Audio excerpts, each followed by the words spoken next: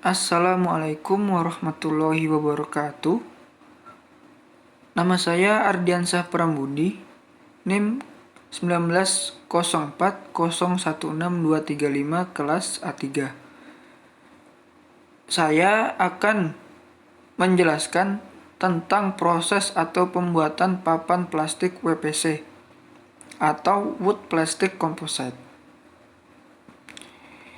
Yang pertama, kita akan masuk ke definisinya dulu, yaitu definisi papan plastik WPC. Yang pertama adalah suatu material komposit yang dibuat dari limbah kayu dan plastik daur ulang atau plastik virgin, yang dicampur menjadi suatu konsistensi seperti adonan, kemudian ditekan atau dicetak sesuai bentuk yang diinginkan. Definisi yang kedua, material yang dihasilkan dari plastik dan serbuk kayu atau selulosa yang dikombinasikan dengan tekanan dan temperatur yang tinggi untuk membentuk papan dan komponen.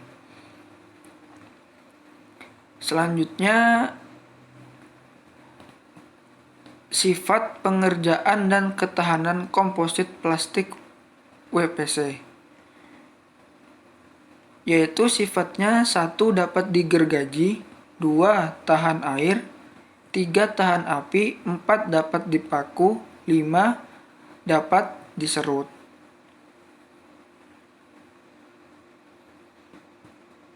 Lalu kita akan masuk ke proses pembuatan papan plastik. Prosesnya yaitu yang pertama, persiapan bahan baku, pembuatan matriks, pembuatan pengisi atau filler, pengeringan, penyaringan, perhitungan bahan baku, percampuran, percetakan, pengempaan, pengkondisian, pemotongan, yang terakhir pengujian. Kita akan masuk ke persiapan bahan baku. Ini gambar yang pertama adalah potongan gelas plastik atau polipropilen. Yang kedua, gambar kedua itu ada biji plastik. Itu disebut polietilen. Gambar ketiga itu adalah serbuk kayu. Selanjutnya kita akan masuk ke pembuatan matriks. Matriks sendiri merupakan perekat. Jadi, dalam hal ini yang dimaksud adalah plastik tersebut. Jika biji plastik sudah siap, maka proses ini tidak diperlukan lagi. Tetapi jika memakai botol-botol plastik bekas, maka harus diproses terlebih dahulu agar menjadi potongan yang kecil, yaitu sekitar 2 x 2 mm.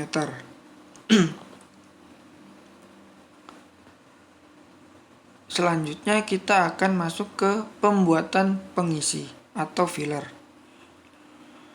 Pengisi atau filler ini disesuaikan dengan kebutuhan, bisa menjadi partikel atau seperti serbuk, dan juga bisa menjadi partikel besar. Ukuran partikel ini mempengaruhi sifat-sifat bahan yang akan dibuat.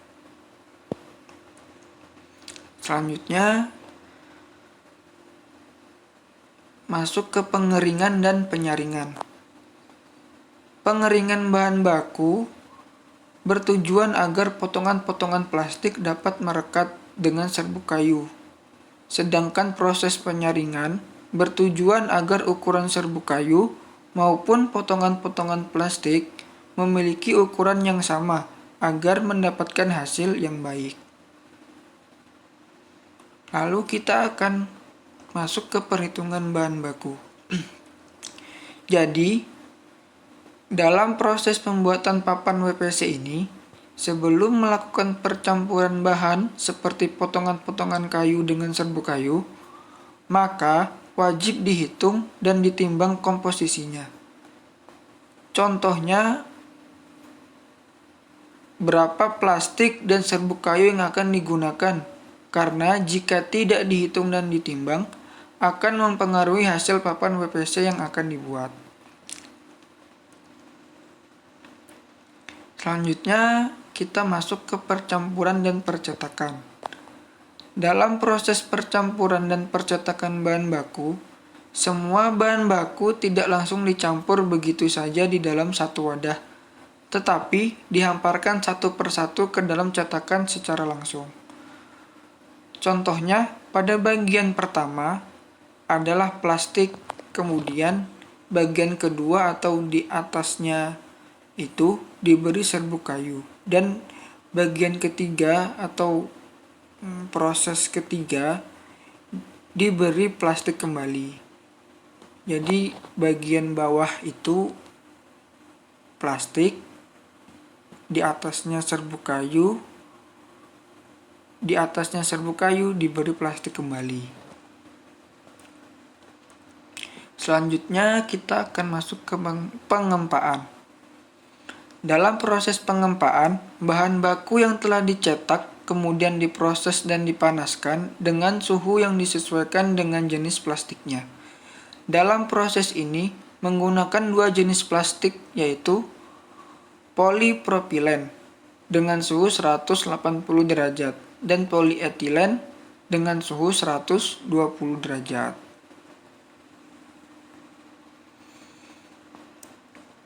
Selanjutnya kita ke pengkondisian. Setelah serbuk kayu dan bahan plastik dipres dan dipanaskan, maka akan menjadi papan WPC, tetapi baru keluar dari mesin pres. Dan harus disusun rapi, kemudian tetap diberi tekanan agar papan tidak bengkok atau rusak maupun pecah, dikarenakan suhu papan dan suhu ruangan yang berbeda. Selanjutnya kita masuk ke pemotongan. Dalam skala penelitian papan-papan yang telah jadi akan diubah menjadi potongan-potongan kecil untuk dibuat sampel uji. Ada yang memiliki 5 x 5 cm dan juga ada yang memiliki 5 x 25 cm. Itu semua sesuai kebutuhan ya, sesuai yang dibutuhkan. Yang terakhir, kita akan masuk ke pengujian. Di dalam pengujian itu terdapat dua sifat, yaitu sifat fisika dan sifat mekanik. Yang pertama, kita akan masuk ke pengujian sifat fisika. Di dalam pengujian sifat fisika ini terdapat dua pengujian, yaitu pengujian kerapatan dan kadar air. Yang dimaksud pengujian kerapatan dan kadar air itu seberapa berat per volumenya. Semakin tinggi kerapatannya, maka kualitasnya akan semakin baik. Begitu juga dengan kadar airnya. Yang kedua, pengujian penyerapan air dan pengembangan tebal. Dalam proses pengujian penyerapan air dan pengembangan tebal, sampel uji akan direndam dalam air untuk mengetahui seberapa besar kemampuan papan ini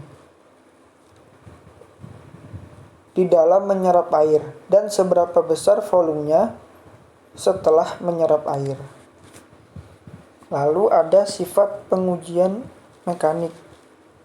Di dalam pengujian sifat mekanik ini terdapat dua pengujian juga, yaitu pengujian keteguhan lentur dan keteguhan patah.